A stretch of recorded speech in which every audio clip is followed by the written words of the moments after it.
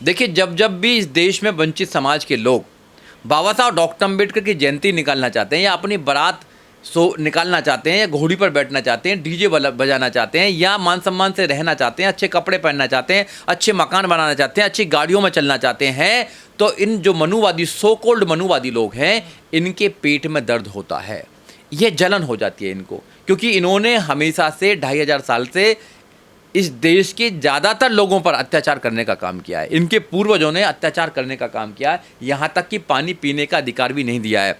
और जब एक डिप्रेस क्लास का व्यक्ति, SC ST का व्यक्ति कोट पैंट टाई पहनकर राजाओं की तरह, सम्राट की तरह जीना चाहता है, तो इनके पेट में दर्द होता है। तो मैं कहना चाहता हूँ कि जो बाबा साहब डॉक्टर अम्बेडकर ने आपको आदेशित किया था, नौजवानों से कहना चाहता हूँ, आप इस देश में पढ़ाई, जो एजुकेशन है, उसको कैप्चर कीजिए, अच्छे कपड़े पहनिए, मान सम्मान से रहिए, राजाओं की तरह इस देश में ज़िंदगी जीने का काम कीजिए, जो जलता जलने दीजिए, और जो भी तुम पर शोषण करता है उसकी आंखों में आंखें डालकर उससे सवाल पूछिए, कानून के माध्यम से उसको जेल में पहुंचाने का काम कीजिए, उसका सामना कीजिए। आप बाबा साहब इतने महान थे, इतना काम किया, तो फिर इनको विवाद की जड़ क्यों बनाया जा रहा है?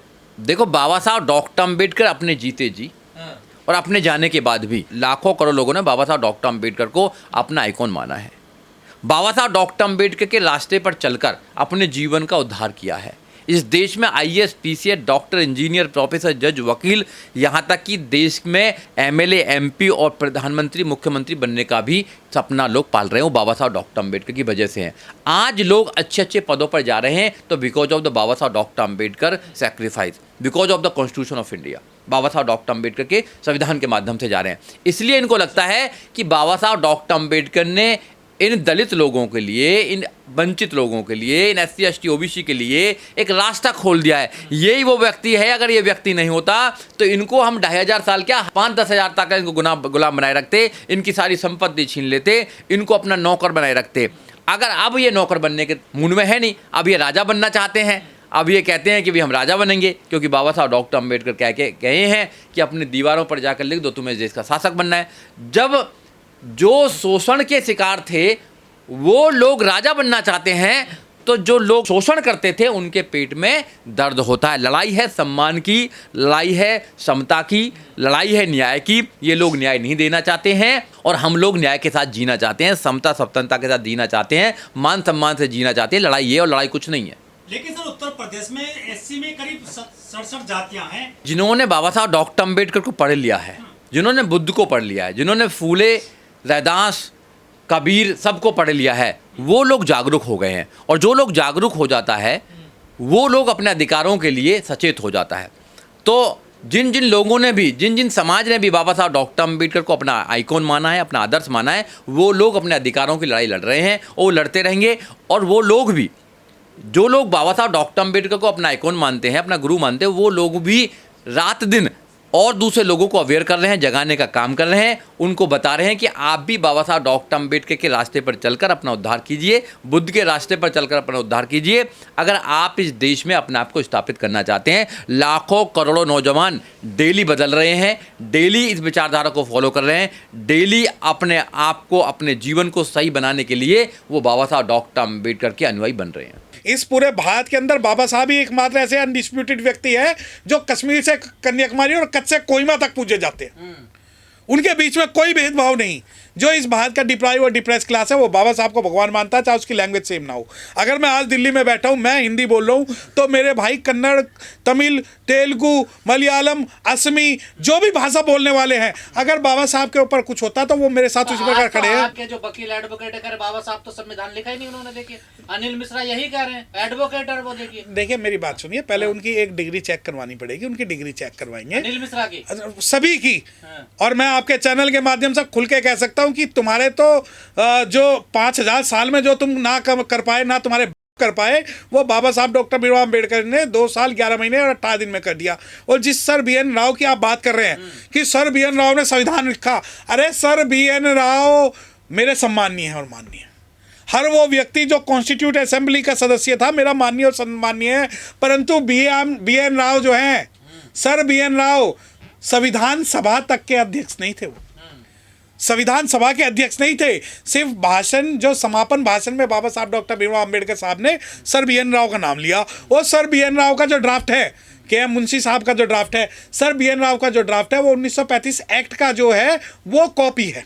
दूसरी बात, आप ये कहते हैं कि बाबा साहब डॉक्टर भीमराव अंबेडकर साहब ने संविधान नहीं लिखा। अगर तुम्हारा मोदी इस बारे में पूरी दुनिया को बता देना तो हम भी मान लेंगे। अरे तुम कुकुर मुत्ते क्यों बोल रहे हो कि बाबा साहब डॉक्टर भीमराव अंबेडकर साहब ने संविधान नहीं लिखा? भारत सरकार से कहलवाइए ना, ऑफिशियली बोले, नेशनल लेवल पे बोले, इंटरनेशनल लेवल पे बोले। आज जब 2025 में पूरी दुनिया के लगभग 160 देशों में बाबा साहब डॉक्टर भीमराव अंबेडकर साहब की जयंती बनाई गई, उन्होंने रिकॉग्नाइज किया। जब उस संविधान बनने की बात थी तो तुम्हारे विंस्टन चर्चिल के पास गए कि संविधान बनाने वाला कोई दिखा दो, तब जाके विंस्टन चर्चिल ने कहा, you are finding constitution maker, you should talk to mister doctor Bhimrao Ambedkar who make the constitution for India. और आप ये कहते हैं कि नहीं लिखा। और जहाँ तक सर बी एन राव की बात है, भैया 1948 से लेकर 1952 तक वो बाहर रहे थे।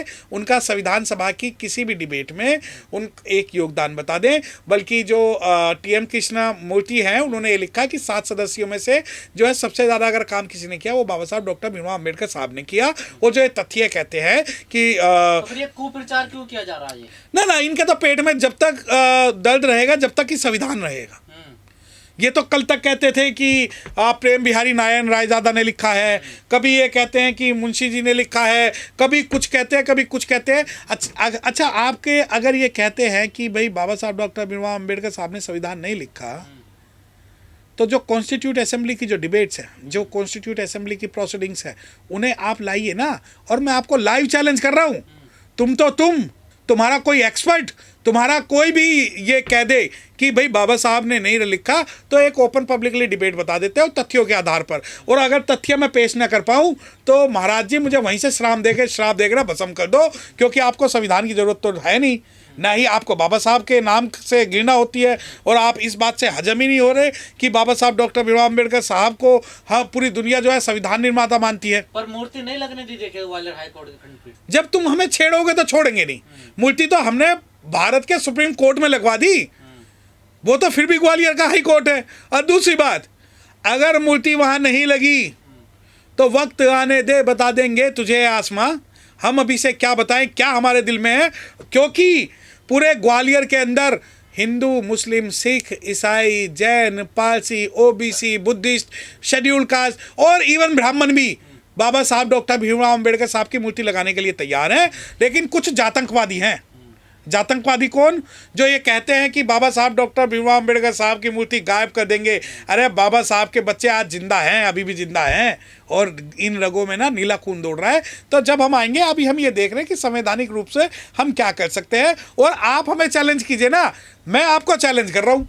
हमने मूर्ति जो है जो सुप्रीम कोर्ट में एक बाबा साहब की मूर्ति लगवा रखी है, और हम जो भी करते हैं वहीं से शुरू करते हैं। अगर आप में दम है तो एक प्रोटेस्ट आप कर लो, वरना पूरे भारत के वकील जो है वो ग्वालियर हाई कोर्ट में बहुत जल्दी इकट्ठा होने वाले हैं। और आप जितनी तैयारी आप पे की जाए उतनी तैयारी करना। हम कानून से और कलम से आपसे लड़ने का मादा रखते हैं, वहीं मिलेंगे जहां मूर्ति लगेगी। विरोध तो सदियों से है, लेकिन एक तरफा विरोध था। आप समझ रहे हैं एक तरफा विरोध कैसे था कि केवल जिस जाति ने आज विरोध करके दिखाया है, प्रतिक्रिया दी है, इस पर केवल क्रियाएं होती थी। इस पर इसको मारा जाता था, पीटा जाता था, रोका जाता था, रेप किया जाता था, जमीनें छीनी जाती थी।